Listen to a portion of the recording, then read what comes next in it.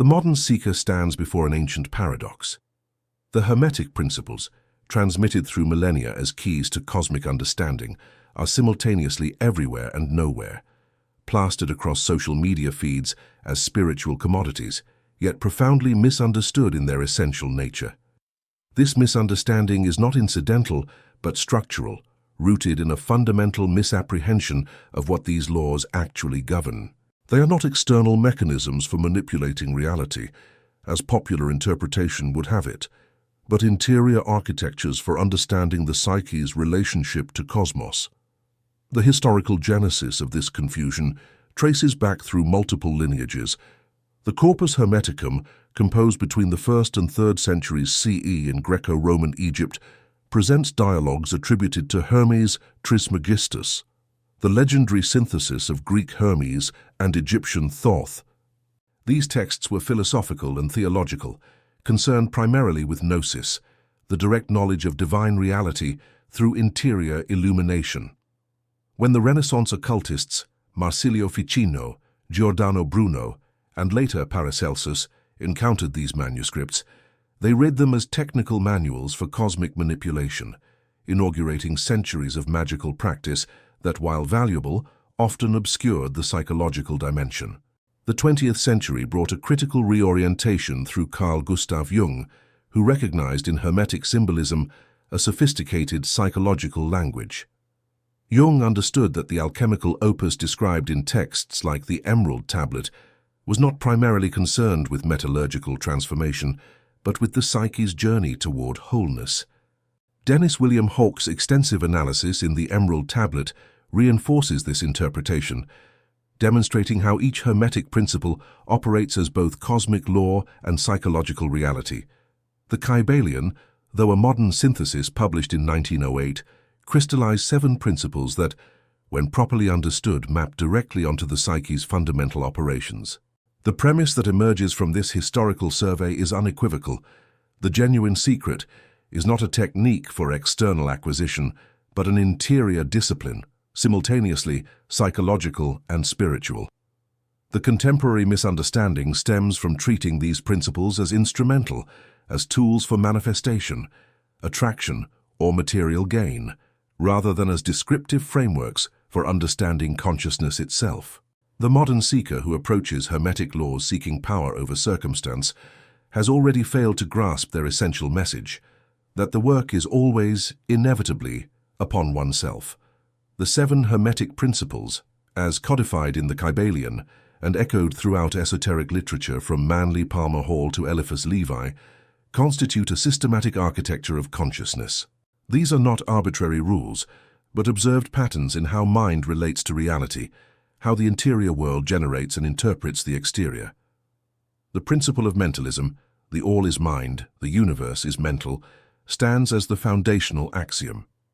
This is not idealism in the Berkeley sense, denying material reality, but rather the recognition that consciousness is the primary category through which all experience is mediated.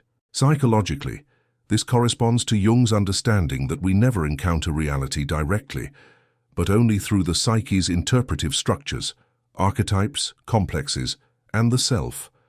The world we inhabit is inescapably psychological. What we call objective reality is always already filtered through subjective apparatus. The principle of correspondence, as above, so below, as within, so without, articulates the fractal nature of reality and psyche. This principle connects directly to Neoplatonic emanation theory, where each level of being reflects the structure of higher levels.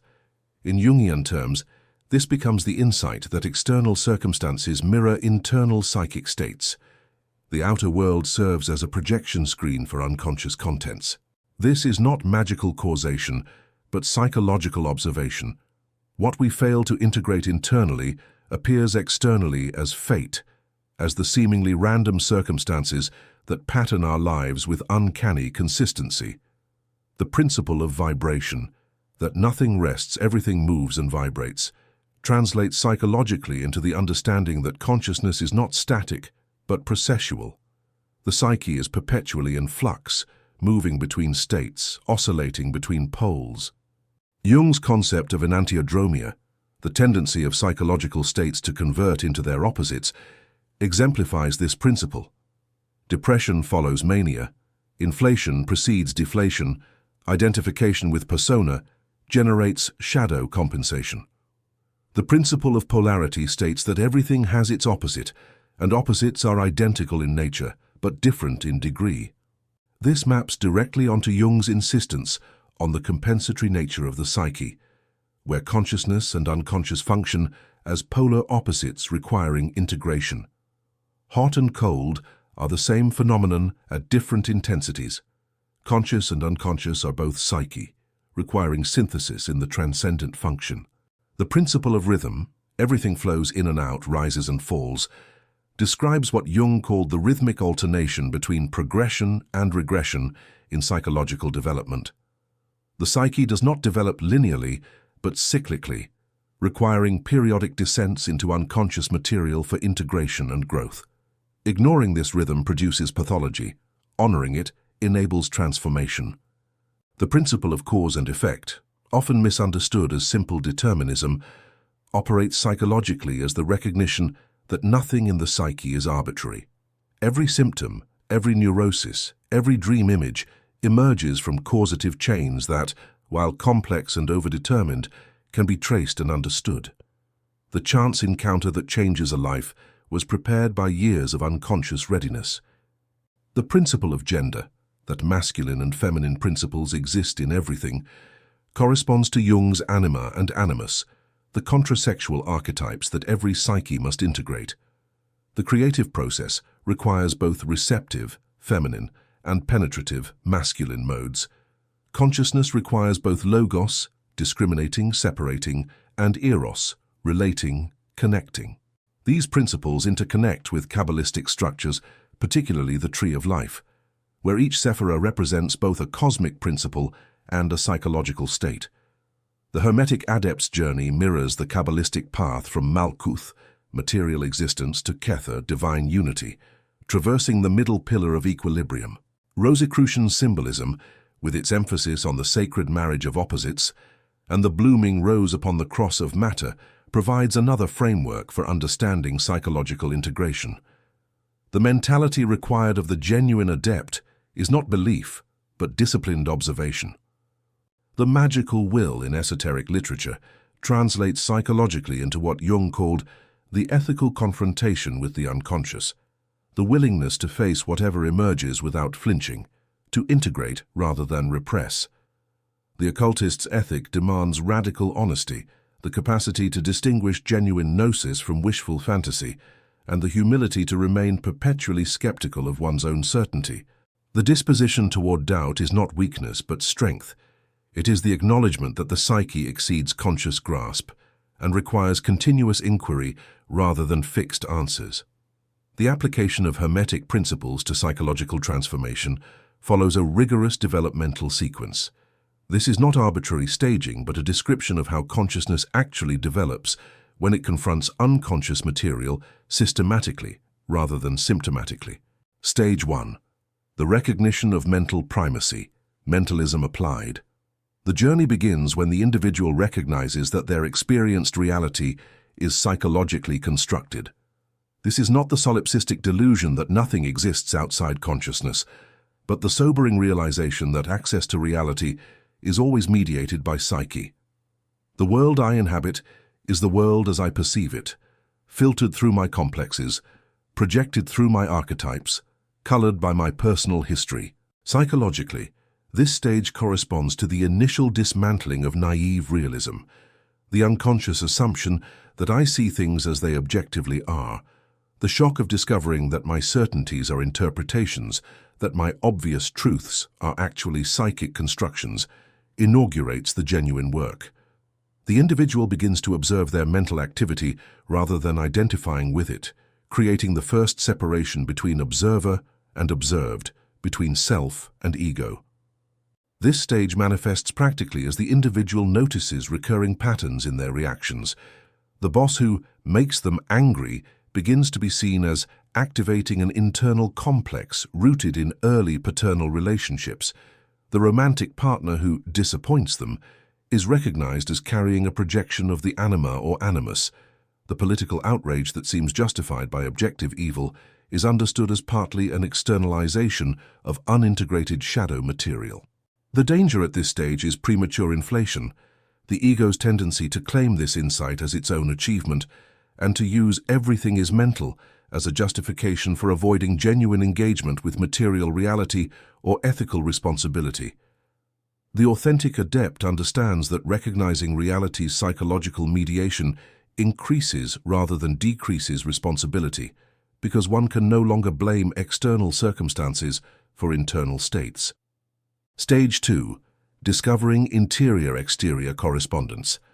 As the principle of correspondence becomes experientially real rather than intellectually understood, the individual begins to recognize the uncanny parallels between inner state and outer circumstance. This is perhaps the most dangerous stage because it can easily degrade into magical thinking or narcissistic fantasy. The authentic application of this principle requires rigorous discrimination. Not everything that happens externally corresponds to an internal state. The correspondence is not mechanical causation, but meaningful synchronicity in Jung's sense, and a causal connecting principle where internal and external events are linked through shared meaning rather than through material causation. The individual at this stage begins shadow work in earnest.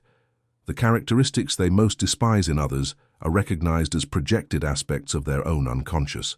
The victim discovers their inner victimizer. The rescuer recognizes their hidden need to be rescued. The critic confronts their own unacknowledged inadequacy. Each external conflict becomes an opportunity for internal investigation.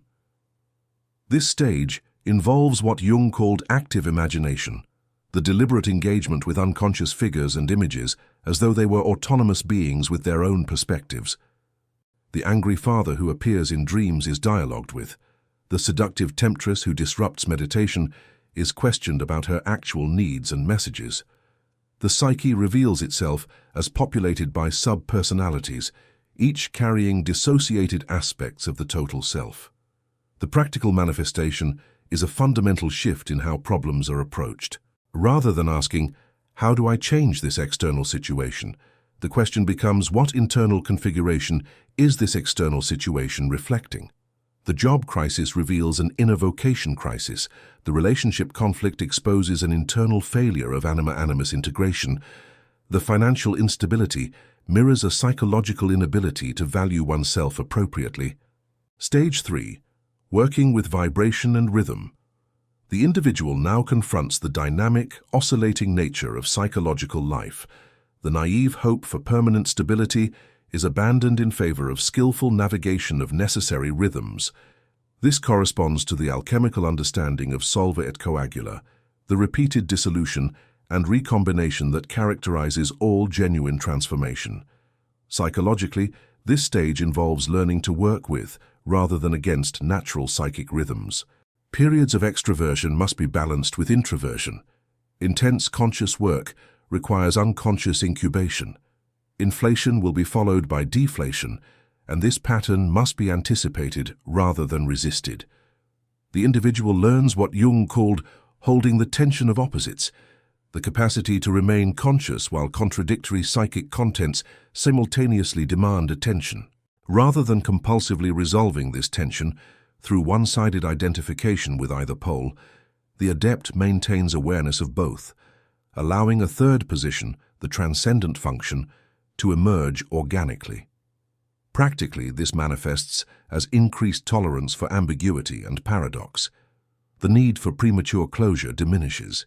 The individual can hold conflicting truths simultaneously, that they are both worthy and flawed, both powerful and vulnerable, both connected to others and ultimately alone.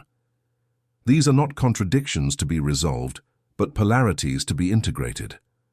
The danger here is falling into passive acceptance of dysfunction under the guise of honoring rhythm. Authentic rhythm includes both descent and ascent, both dissolution and crystallization. The individual who remains perpetually in dissolution, in chaotic flux, has failed to complete the cycle. True rhythm requires active participation in both movements. Stage 4. Polarity integration. This stage represents the intensive work of uniting psychological opposites. Every characteristic the ego identifies with has been purchased at the cost of repressing its opposite. The person who prides themselves on rationality has repressed feeling. The one who values spontaneity has rejected structure. The individual who emphasizes independence has denied dependency needs. Jung's concept of the shadow, that portion of the personality that has been rejected and relegated to unconscious, becomes central here. But the work extends beyond simple shadow integration to include anima-animus integration, the reconciliation of internal masculine and feminine principles, and the synthesis of the four functions of consciousness: thinking, feeling, sensation, and intuition. The process is profoundly uncomfortable because it requires deliberately cultivating aspects of oneself that feel foreign, inauthentic, even repulsive. The thinking type must learn to value and develop feeling. The feeling type must strengthen thinking. The sensation-oriented individual must develop intuition. The intuitive must ground in sensation. This is where many seekers abandon the work, because the requirement is not to add new capacities to the existing personality structure, but to fundamentally reorganize that structure. The ego, which has built its entire identity on certain characteristics, and the rejection of their opposites, must die to its current form. Practically, this involves deliberately engaging in activities and attitudes that feel unnatural. The extrovert practices prolonged solitude.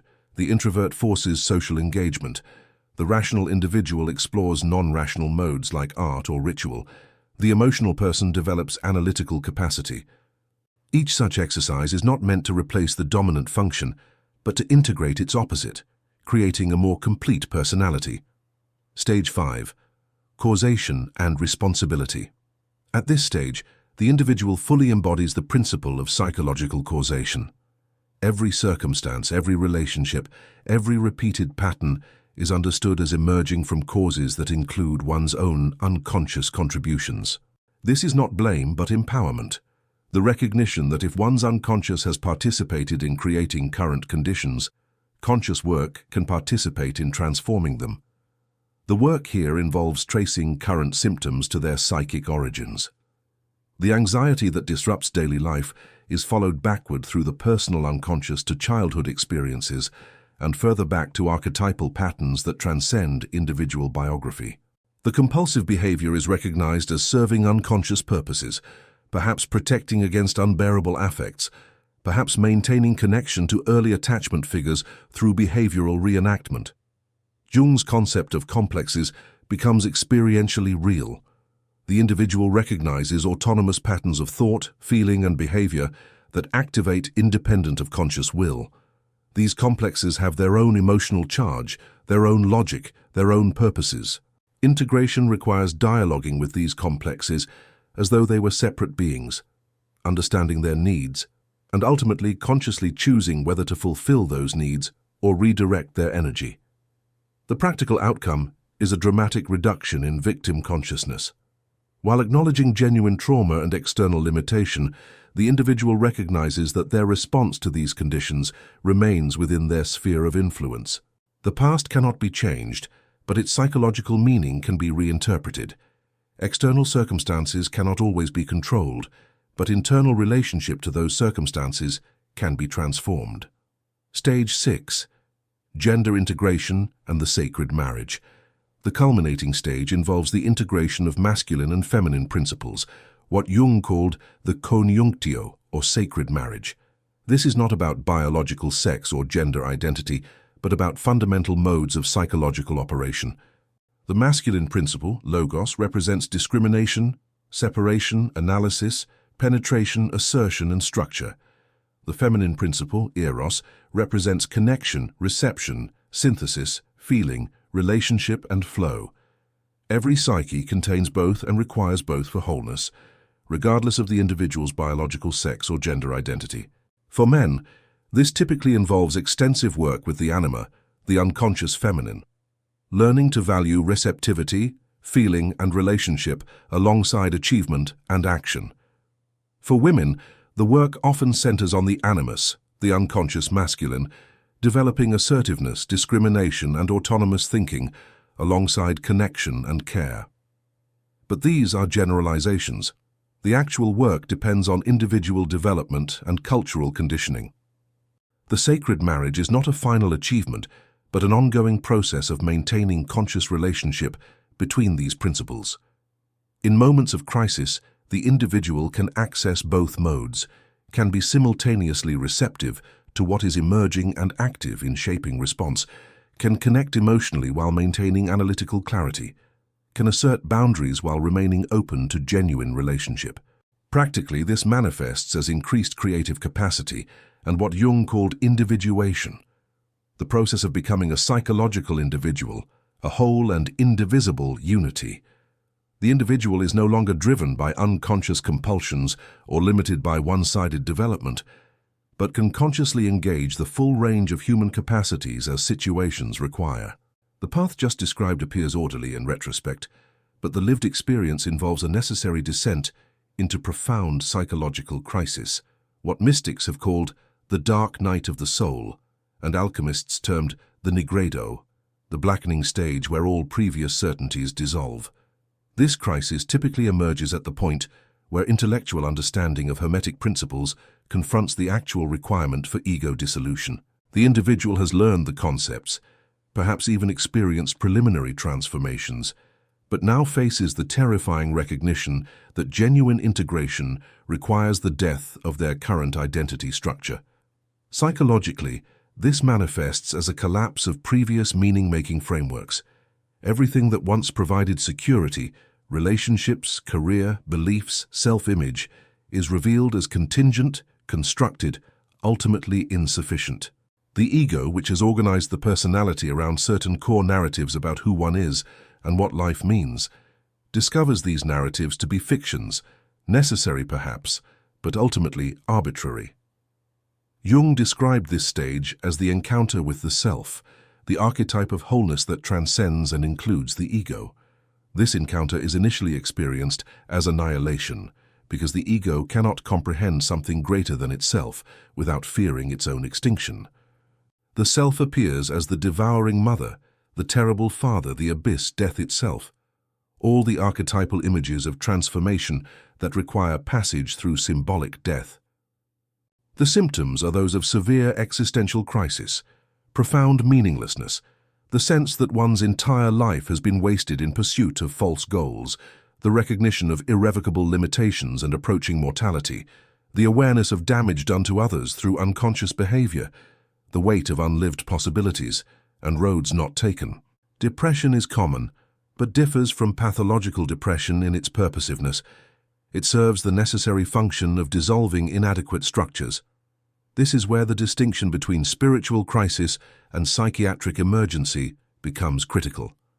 Pathological depression often involves regression to infantile states, blame of external circumstances, and the collapse of ego structure without the emergence of anything to replace it.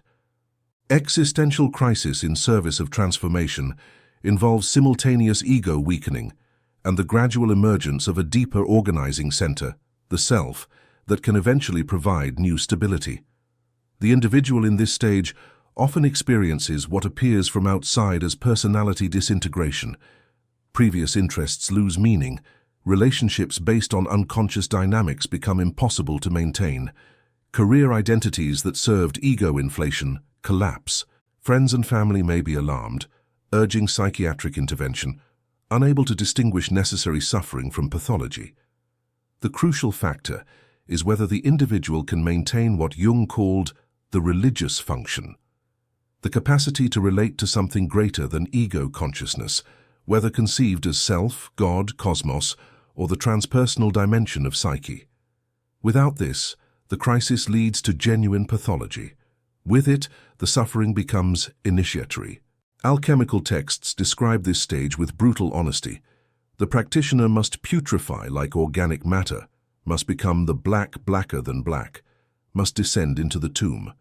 Spiritual texts across traditions echo this: Christ's crucifixion, Inanna's descent to the underworld, shamanic dismemberment, the Buddha's encounter with Mara. These are not metaphors, but descriptions of actual psychological states that must be endured for transformation. The modern individual in this crisis faces unique challenges. Contemporary culture provides few frameworks for understanding spiritual emergency, instead medicalizing and pathologizing natural transformative processes. The temptation to abort the process through psychiatric medication, addiction, compulsive activity, or premature return to conventional identity is immense. Many seekers fail at precisely this point, returning to previous patterns with new defenses rather than completing the passage. The philosophical distinction between this crisis and mere pathology lies in teleology, in whether the suffering serves developmental purposes. Pathological depression spirals downward without productive outcome. Initiatory suffering, while intense and destabilizing, gradually reveals new psychological contents, generates genuine insight, and eventually reconstellates around a more authentic center. The responsibility of anyone guiding such a process is to maintain faith in its purposiveness without minimizing its genuine danger. Some individuals do become genuinely suicidal. Some do require hospitalization. Some do need pharmaceutical support. The art lies in distinguishing support that facilitates the process from intervention that aborts it. The individual who successfully navigates the crisis emerges fundamentally transformed, not improved in the sense of achieving ego goals, but reconstituted around a new center. Jung called this the self, distinguishing it from the ego as the true center of the psyche that includes both conscious and unconscious dimensions. This state is not the acquisition of extraordinary powers, though certain capacities may develop as byproducts. Rather, it is characterized by what Jung called psychological objectivity, the ability to observe one's own psychological processes without complete identification, to witness complexes and effects arising without being possessed by them, to maintain conscious relationship to unconscious material. The Hermetic goal of the Philosopher's Stone translates psychologically into this stabilized relationship between conscious and unconscious.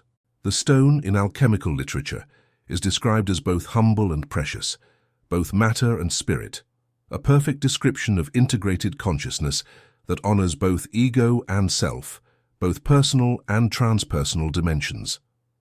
Practically, this manifests as what might be called ethical autonomy.